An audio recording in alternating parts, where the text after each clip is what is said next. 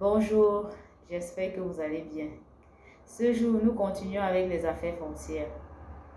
Nous voulons rappeler une fois de plus l'importance de faire immatriculer son bien immeuble bâti ou non bâti.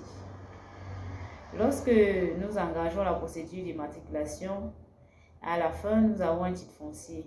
Et le titre foncier, il est inattaquable, intangible et définitif. Nous sommes alors protégés de toute attaque, de toute violation ou de trouble venant d'une tierce personne. Et nous savons l'importance de la terre, l'importance de l'immobilier, car c'est un bien le plus précieux. Au cas où nous ne faisons pas immatriculer notre bien et qu'une tierce personne vienne à le faire sur notre site, la seule voie de recours qui nous restera sera de saisir la juridiction civile afin d'obtenir dommages et intérêts. Et nous serons quand même dépossédés de notre bien à vie. Et je ne pense pas que c'est ce que nous voulons. Pour des personnes qui ont déjà immatriculé leurs biens et qui se retrouvent dans des situations où une tierce personne veut engager notre procédure sur le même site, ils peuvent faire opposition auprès des autorités administratives lorsqu'ils sont au courant de la procédure assez tôt.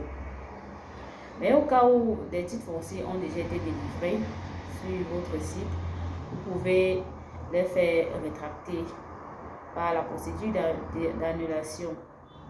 Cette procédure, comme bien d'autres en matière foncière, est en 2 étapes. Nous avons le recours gracieux et le recours contentieux. Généralement, ça se passe devant les autorités administratives et les juridictions judiciaires. Tout cela est assez complexe à expliquer. Donc, pour toute personne qui se retrouve dans cette situation, bien vouloir nous contacter. IB. Pour les personnes qui souhaitent investir dans notre pays et qui ont besoin des hectares, ils peuvent également procéder par envoi d'attribution de concession. La concession, elle est en 2 étapes. Il y a la concession provisoire et la concession définitive. Alors, pour obtenir une concession provisoire auprès des autorités administratives, si nous avons besoin de moins de 50 hectares, nous l'aurons par voie ministérielle. Mais au-delà de 50 hectares, nous l'aurons par décret présidentiel.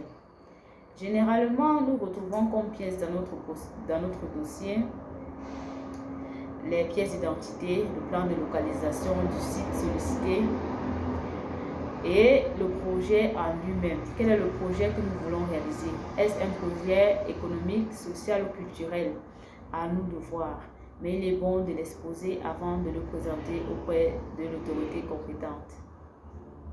Avenue cette démarche-là, nous avons 5 ans pour réaliser le projet.